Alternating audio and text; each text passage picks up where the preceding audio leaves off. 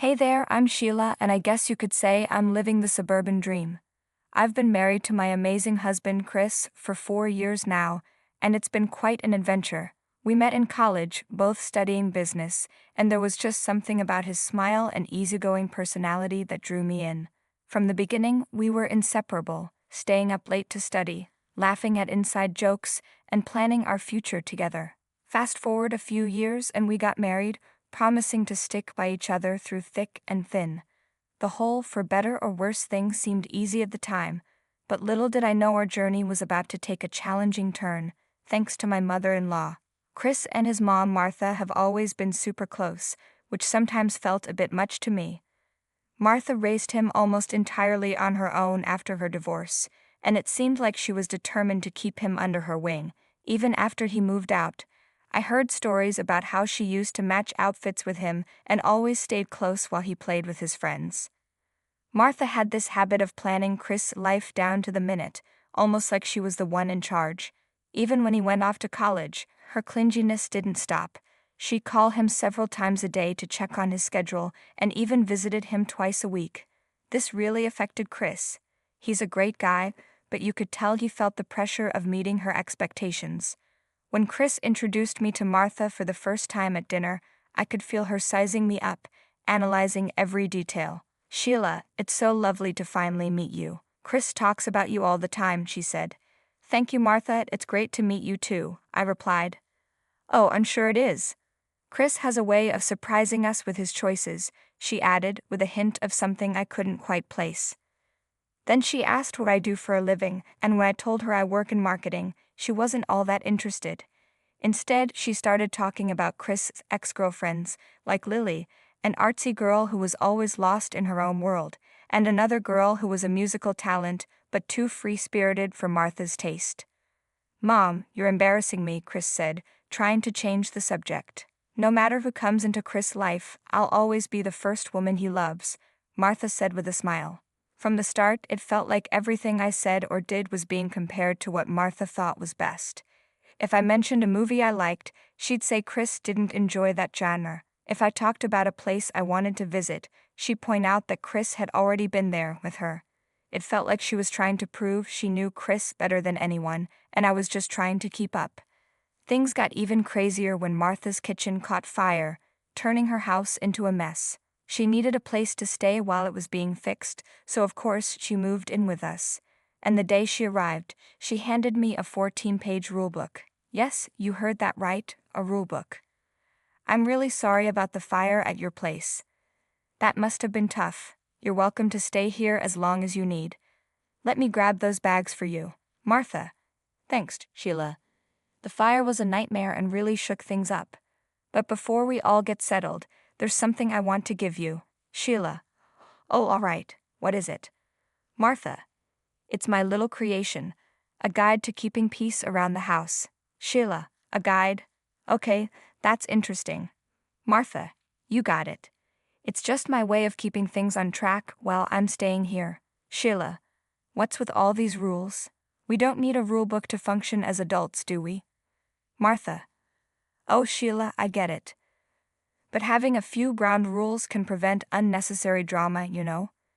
And breaking them might have some consequences." "Sheila, consequences? Are we running a boot camp here?" "Martha, stop complaining.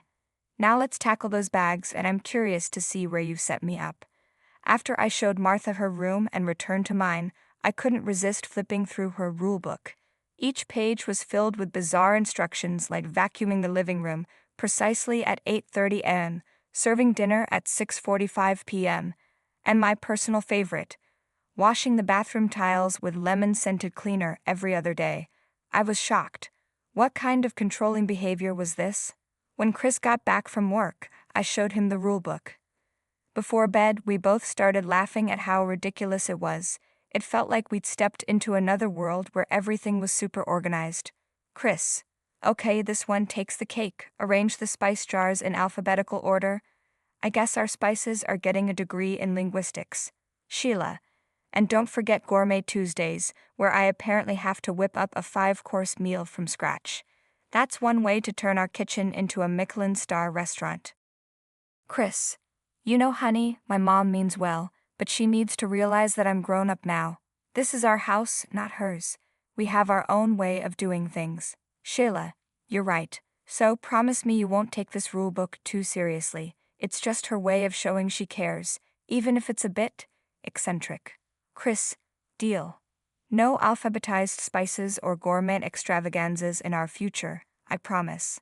The next morning, I woke up to find Chris already dressed and ready for work. He kissed me goodbye, and I noticed Martha's rulebook still sitting on my bedside table.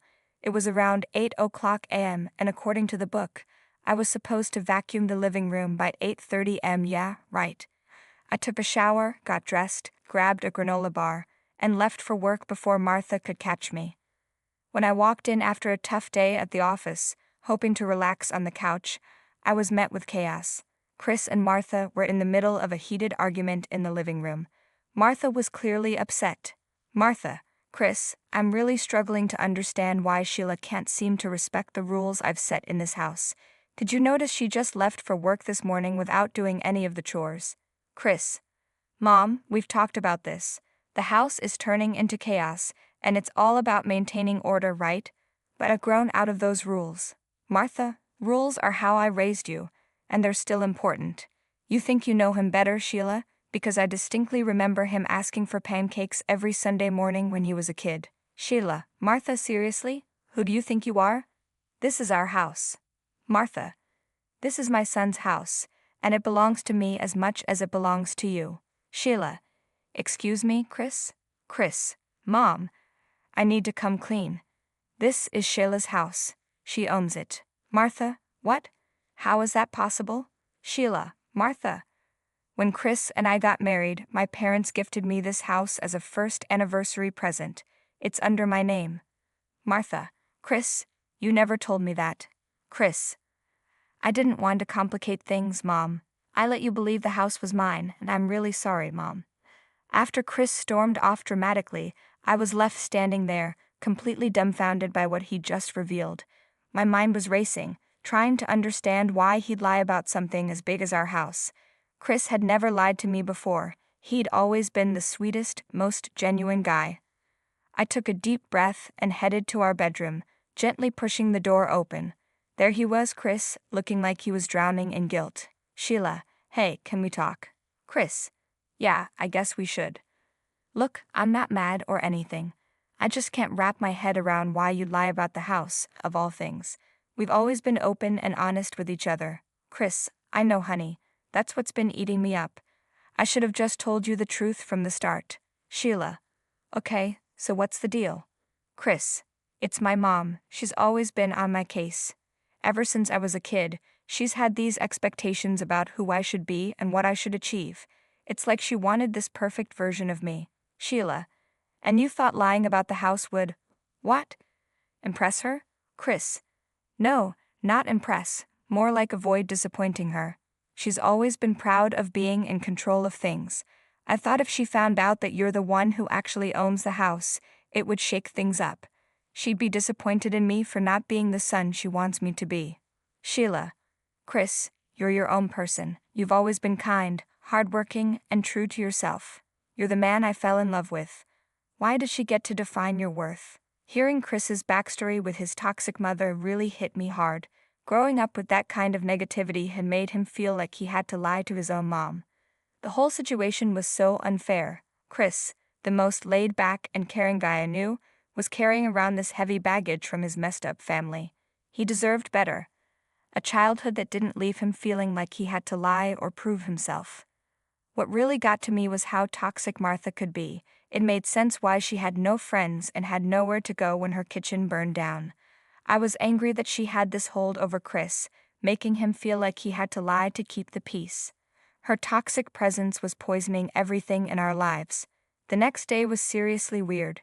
I was getting ready for work, fully prepared for Martha to come at me with her usual chore checklist or some sarcastic comment. But to my surprise, she was completely silent.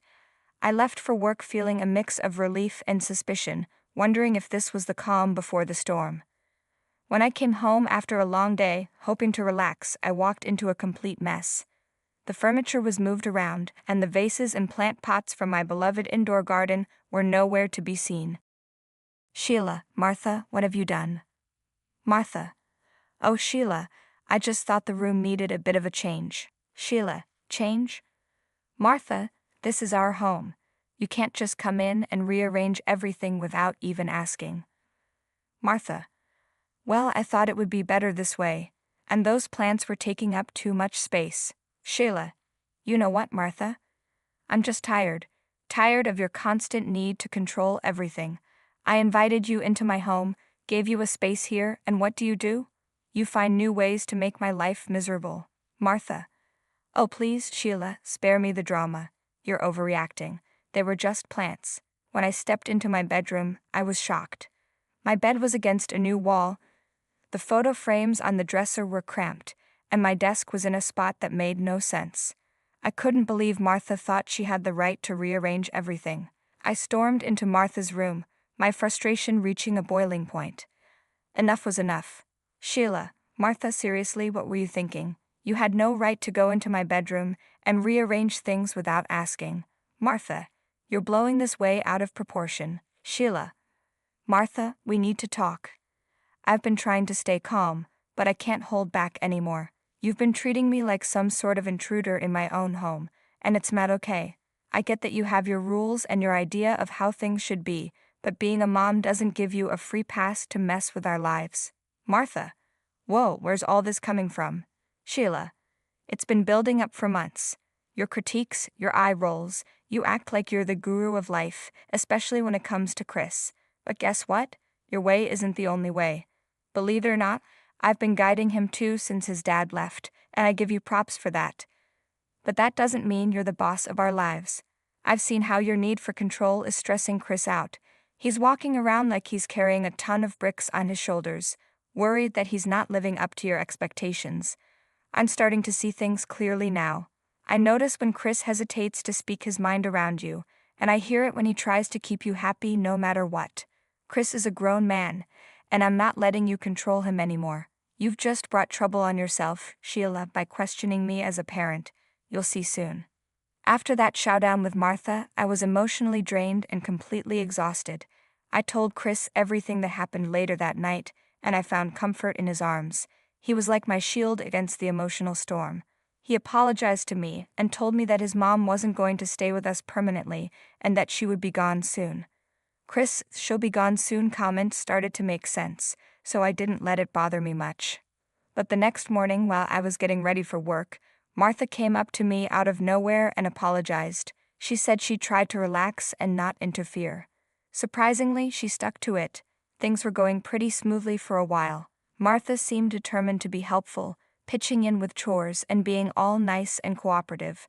She even made dinner for Chris and me, and we actually sat down like a normal family to eat. It felt weird, but honestly, it was kind of nice. For a moment, Chris and I started thinking maybe she was turning a corner. But then, in about a week, everything took an unexpected turn. I came home one day after work, and Martha greeted me, asked how my day was, and handed me some homemade protein bars. It seemed like a nice gesture, so I took one and had a bite. I ended up eating the whole thing, but soon after I felt a weird lump in my throat, and my skin broke out in rashes. Panic set in. Did Martha put peanuts in these? I called out for her. You know I'm allergic to peanuts. What did you put in those bars, Martha? Oh my gosh, Sheila, I forgot about your allergy. I didn't mean to, I swear. Seriously, Martha. I could die. I rushed to my room to get my EpiPen, and Martha followed me. Where did I put that EpiPen? I need it now. Looking for something, Sheila? My EpiPen. You rearranged this room. Where did you put it? This isn't a game, Martha. My EpiPen is a matter of life and death. Well, we'll just have to find it, won't we? I could feel my body shutting down, like I was running on empty. My vision got blurry, and a sense of doom settled in. I knew things were seriously messed up. As I was trying not to black out, I heard Chris's voice cutting through the haze. He was on the phone, talking like his life depended on it. An ambulance arrived and the paramedics quickly got to work stabilizing me. The ride to the hospital was a blur, with sirens and beeping sounds all around. It felt like I was drifting in and out of a strange dream until I finally closed my eyes. When I woke up in the hospital, Chris was there, looking worn out but relieved. I was done with Martha's manipulation, her toxicity, and her complete disregard for anyone's well-being except her own. As soon as I was discharged, I had a serious heart-to-heart with Chris. He knew it was time to take a stand too. He had seen firsthand the damage his mother's actions could cause, and he was ready to set things right. A couple of days after I was discharged from the hospital, Chris and I went home. "Mom, we need to talk." "I don't know what Sheila told you, but it was all a mistake. Cut it out. You know what, Mom? I used to think I had a mother, someone who cared, someone who wanted the best for her family. But I was dead wrong. I didn't realize I had a monster for a mom, someone who's willing to manipulate just to satisfy her own twisted need for control." "Chris, no honey. I need to get this out, Mom. You've torn this family apart with your toxic behavior. You've taken every opportunity to belittle and demean Sheila, someone who's done nothing but support and care for all of us. And what did she get in return? Neglect and her allergies triggered because you forgot? It's sickening. You nearly killed Sheila. Let that sink in. You almost killed your son's wife. Didn't you even think about me once? Chris, please, I never meant for things to go this far. I know I've made mistakes, and I'm so sorry for what happened to Sheila." "Mom, listen carefully. You have two choices. You can leave on your own terms, or I'll make sure you're out of here. You can stay in a motel or wherever you want, but you're not staying here. This is where it ends, Mom. Our relationship, whatever was left of it, ends right here. I don't have a mother anymore, not in the way that matters." Honestly, I couldn't help but feel a twisted sense of satisfaction when Chris showed his mom the door. She loved him so much that it must have hurt like crazy to be rejected by her own son. But she deserved it after the protein bar situation. We've lost touch with Martha completely. No calls, no texts, no sign of where she went. It's like she vanished into thin air. And as much as I hope she would grow and find her way, I can't help but wonder where she ended up. Despite all the drama, she's still Chris's mom, and that worry for her is still there. Chris ran into a couple of construction guys working on her house, and they told him she drops by sometimes to check on things, so I guess she's okay. Our home is no longer a battleground, and who knows if we'll ever get in touch with her again. For now, we're just trying to live in the moment.